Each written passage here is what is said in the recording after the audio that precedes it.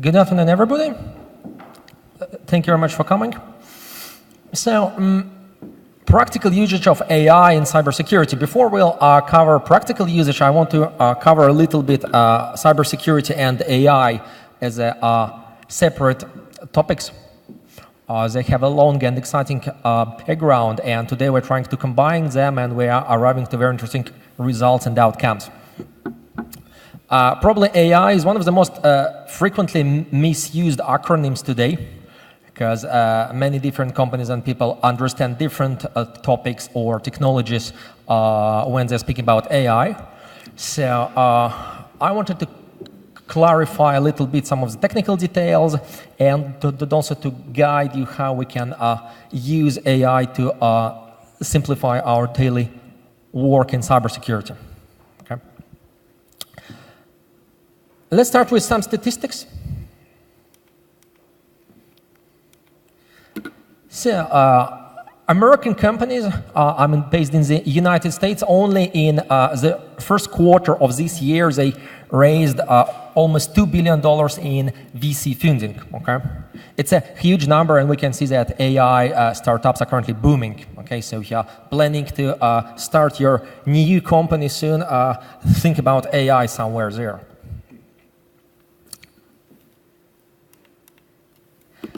Gartner is estimating that global AI business will exceed $1 trillion in 2018, meaning today, okay? So it's a huge number, and I think it will be continuously increasing.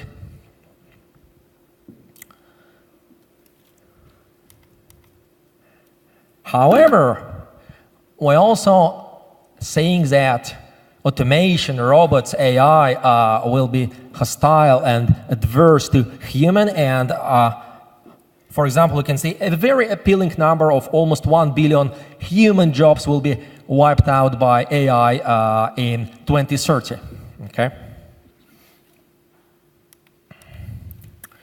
And last but not least, an interesting statistics from the New York Times saying that AI experts, it's, let's say, certainly referring to the United States and particularly to companies located there, that AI experts make more than $1 million as a salary. So if you're thinking to start your next degree, a master degree or probably a PhD, think about data science, ML, AI. It can something that will be a very hot trend within the next decade at least, okay?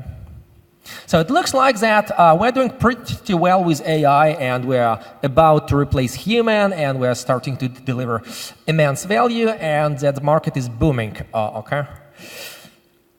However, let's have a look on cybersecurity side of the things, because obviously cybersecurity is one of the most frequent niches where AI is currently being applied, okay? And probably some eye-opening numbers about cybersecurity today, just to compare, just to juxtapose two industries, okay?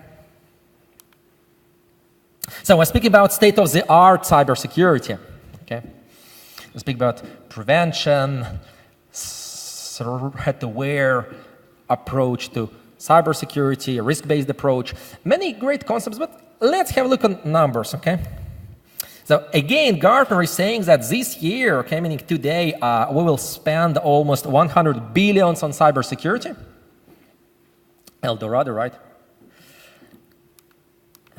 However, every number is only as good as it is in comparison or in benchmark with another number. So have a look. Americans have spent almost $10 billion on Halloween goodies last year, on pumpkins and spiders that your kids are using to scare you on the Halloween morning, right? So compare the numbers when we're talking about, nation-state attacks, when we're talking about, continuously increasing APTs, and we're talking about, that Chinese are coming, because I don't even want to speak about Russians, because apparently, according to Bloomberg, they have already come, so it's a little bit a past hype. We're spending 10 billion on Halloween goodies only in the United States, and we're spending 10 times more on cybersecurity altogether worldwide. Right?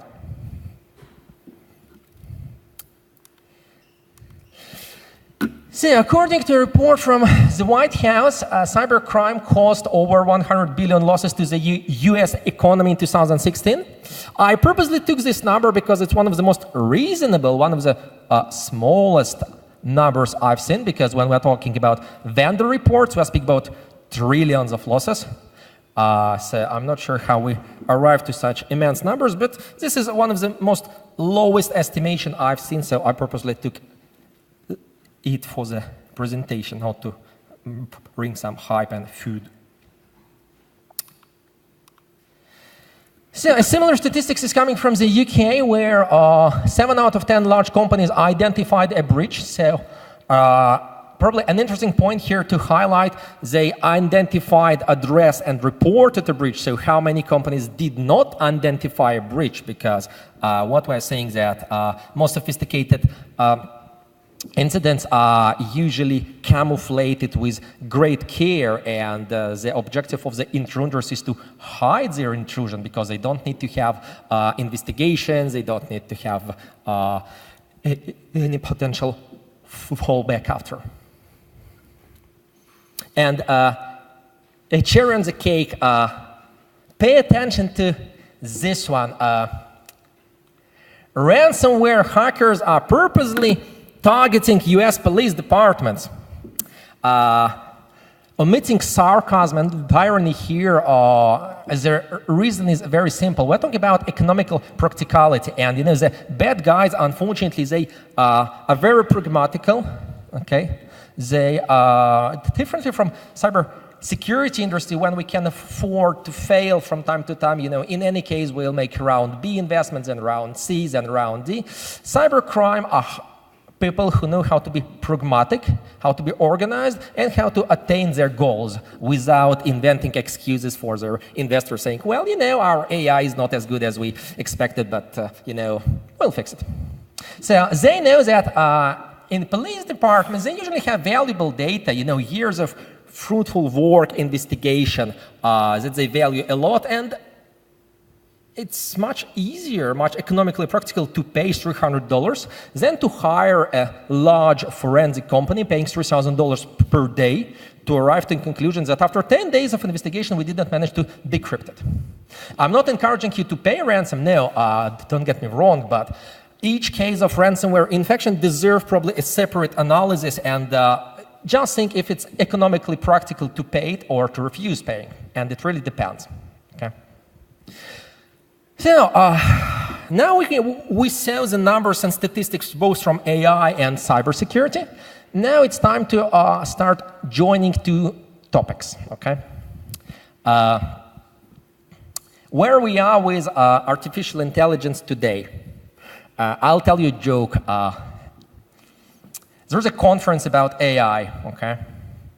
And there are two gentlemen who are talking to each other and discussing the panels, discussing the topics. They enjoy coffee breaks together. They agree with each other. They discuss different ideas, approaches, and so on. At the end of the day, they're perfectly on the same page, agreeing on different topics, different issues, and they exchange business cards, you know. They're looking on the cards and they're a little bit surprised, saying, but what are you doing at this conference? And another gentleman is also saying, but what are you doing at this conference? They're saying, wait, you are a medical doctor. Why you're coming for AI conference? You think, wait a second. Let's determine what do you mean by AI. The gentleman is saying, well, for me, I'm coming from cybersecurity. AI is artificial intelligence. And the doctor is saying, oh, now I understand better. I thought that AI is about artificial insemination. So this is a little bit the situation that we have today, a lot of misconceptions about AI, and let's try to go through them.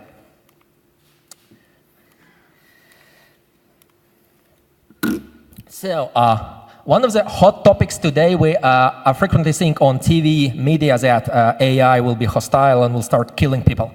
I'll probably disappoint you. We don't really need AI to kill people.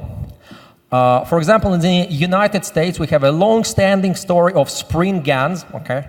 It's a mechanical device, usually a shotgun or similar, that is attached to your entrance door, and as soon as a burglar is entering your house, he or she will be killed, okay? I don't really think that it matters if you will be killed with a mechanical device, a software-based device, or a machine learning empowered software device. Let's call it like this, okay? So we have many different technologies in the army used since decades, okay, that were automatically killing people. And we didn't really care about it. But now we're talking about ethics in AI, and we're concerned about killing people by AI. I'll tell you that this is widely exaggerated, at least today. Okay, so we don't have a substantial risk that AI will start killing people unless we, human, will empower, will grant particular mechanical device and authority to execute, to run, to operate this device to AI. But at the end of the day, it doesn't really change anything if this particular device or technology will be mechanical, software-based, or AI-empowered. Let's call it like this. Okay. So, from a technical and scientific point of view, we are talking about strong AI that is capable of replacing human, meaning it can learn, it can absorb information and develop different skills in the same manner as an average human, as us, okay?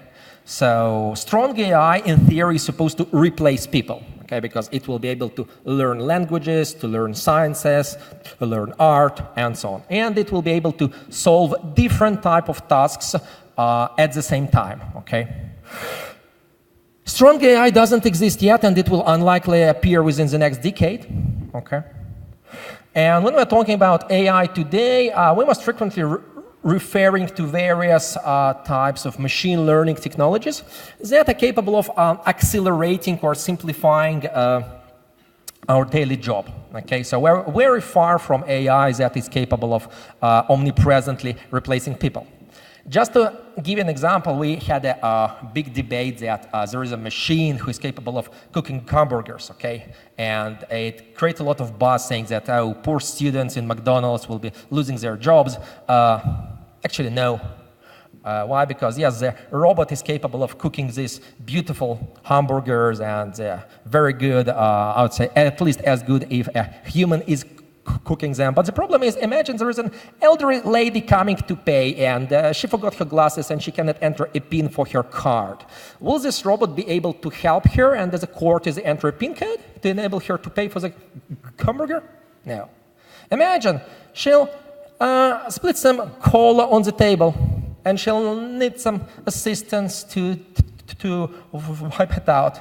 The robot, again, will be absolutely useless. So this robot will have a very limited purpose to cook hamburgers. And imagine tomorrow we'll decide to put double cheese. The robot will be requiring some upgrade.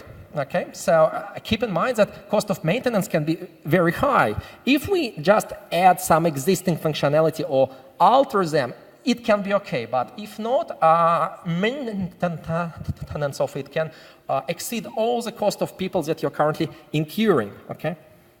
So when we're talking about replacing people, think about economical practicality, how much it will cost to build a particular machine, to train, and to continuously train, because even if you think that this is a permanent job that doesn't require any changes, you will likely have to change it within a year or two, okay? So think about upcoming costs and economical practicality at the end of the day. So machine learning, just to draw a picture a little bit, we can imagine AI as a dome, okay, as all-encompassing dome, behind which we have machine learning that is, let's say, one of the consisting parts of AI. And practically speaking, quite often people misuse and replace AI and machine learning. I would not use machine learning as a subsidiary term for AI, because under AI we may have different technologies than machine learning. So we have to differentiate when we speak about AI or just machine learning, okay? Just before we continue, there is also a frequent misnomer about deep learning. Deep learning is just a multi-layered artificial neural networks, okay? There is no something very specific about it, but some companies tend to put like separately AI, separately on the same scale machine learning, and separately deep learning. Deep learning is just an approach within machine learning, okay? There are obviously some particularities there, but there is no something magical therein, okay?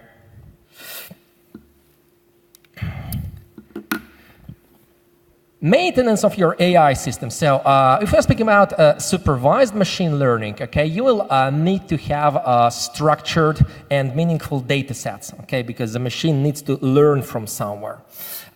Quite often these data sets can be very expensive, and quite often you need a lot of them, because you remember a recent story of Amazon.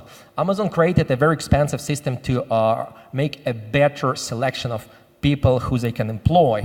And they had to repeal this system and cancel it. Why? Because the system was only selecting male candidates. Females were refused. Why? Because when they've been training the system, they mostly put male candidate CVs, and the system learned something wrong, okay?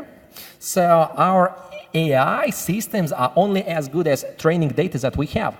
Or another example, probably you recall, it's a relatively long story when Microsoft announced that they'll make a AI-like Twitter account who will communicate with people.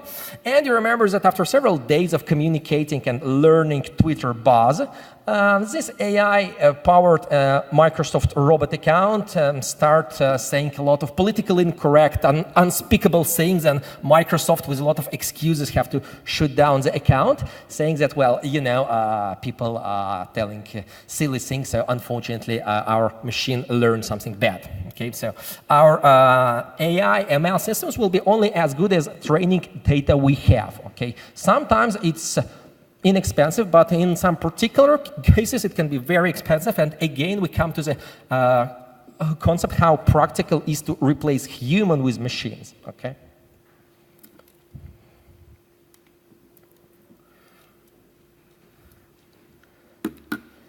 Now, let's try to cover a little bit application security and machine learning. This is practically speaking what we are doing in our company.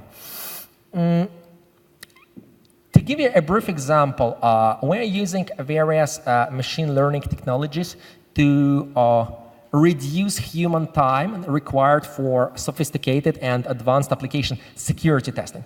Why we do this?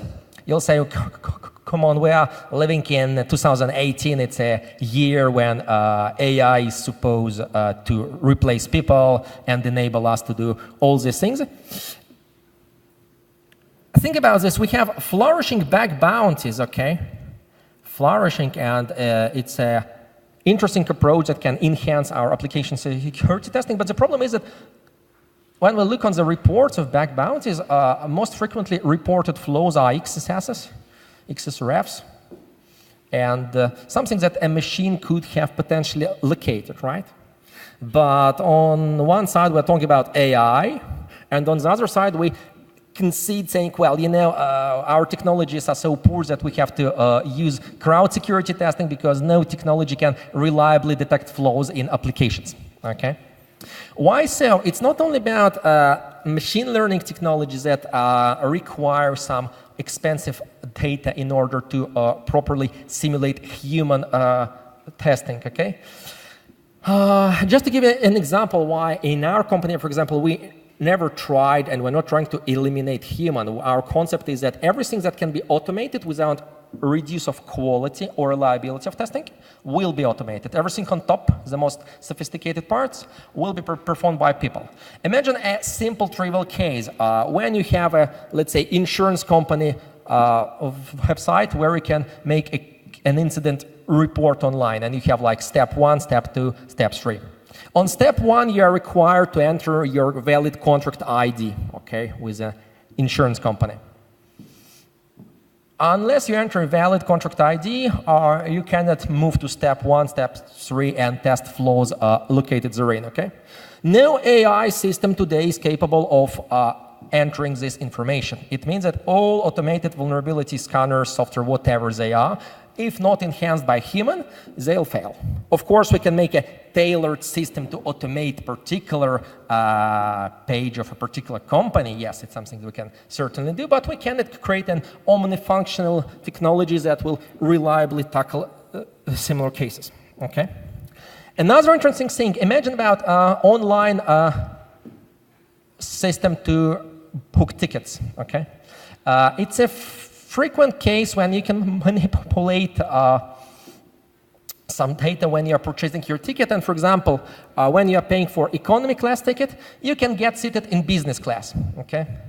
Unless we have a clear, distinguishable, understandable parameters, and for example, it's built into technology to spot improper access controls and so on, no vulnerability scanner will catch this, okay? But even if we assume that we're capable of detecting similar risks, what if a business class passenger is capable of tampering HTTP requests, changing his class ID, for example, and get seated in economy class?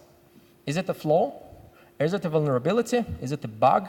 Is it an intended business application behavior or not? Who knows, right? So no machine will be capable of answering this without humans. So we continuously need people to enhance machines. Today we're speaking about a shortage of human skills, okay? We're speaking that we have a lot of problems because we don't have enough qualified personnel. I think this is widely exaggerated. I'm not saying that it's easy to find professional people immediately, and even in our team, for example, we're continuously looking for new people in our business teams, in our technology team, because we're growing, and as everybody else, we're enhancing, we're expanding our teams, but it doesn't mean that we have a shortage of talents, okay?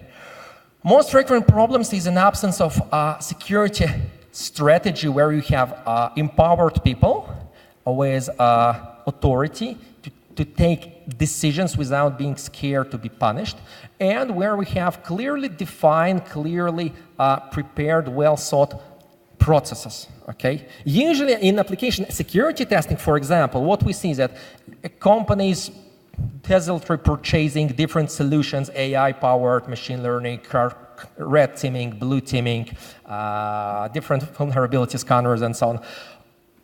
At the end of the day, they fail, they got hacked, and then they try alternative blame vendors, technology solutions, and so on. No, it's just that we need to have coherent, systematic, consistent strategy. What we're testing, the scope, what are the risks, what are the priorities, what is the budget, and in which particular order we have to tackle our application security testing. Today, most time of qualified security personnel is spent on bug fixing and doing support and trying to figure out why one more new technology is not producing the outcomes. So we're wasting our precious time on some routine task, on some banal tasks, on some trivial tasks, where we're not supposed to spend our time, okay? So it's about how to implement our personnel in a cost-effective, in a practical way, and it's not about that we cannot find more skilled people, okay? What is important to say about skill shortage? I think that artificial intelligence will empower cyber security people to use their talents in the most effective way by solving sophisticated tasks, okay? So the concept is that let's enable machine to take care of trivial tasks, and everything that requires human intelligence, that requires human genius, that requires you, will be tackled by people. Now we have people who are trying to do everything, and this is a reason why we are not doing so good as we could, right?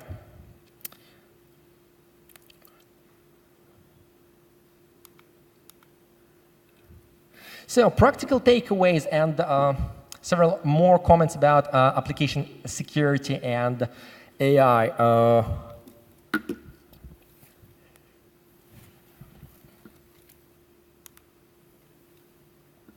Strong AI, I've been mentioning before, doesn't exist yet and will unlikely appear within the next decade. So we can sleep well. Okay.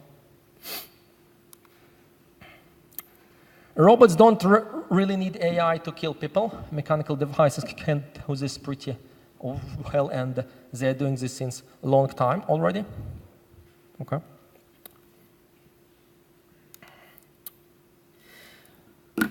Highlighting one more time that when somebody is speaking about AI-powered solution, machine learning technology, ask what is the practical purpose? Because what we see now is that every second, if not, let's say, above 80% of cybersecurity startups speaking about AI in a particular context.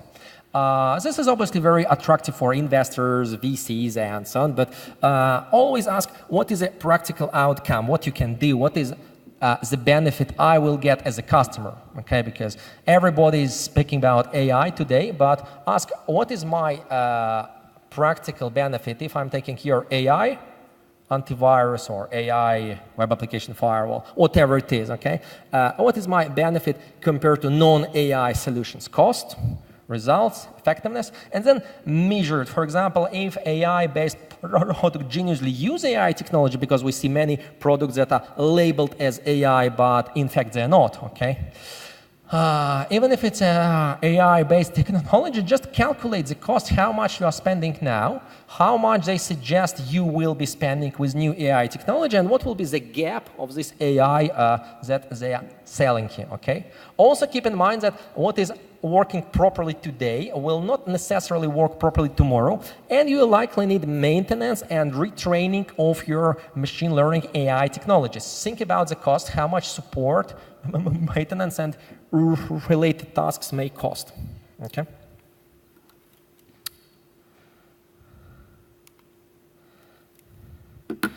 So, as I mentioned before, I remain very optimistic about AI potential in cybersecurity. Why? Because we can see that intelligent automation supports cybersecurity teams.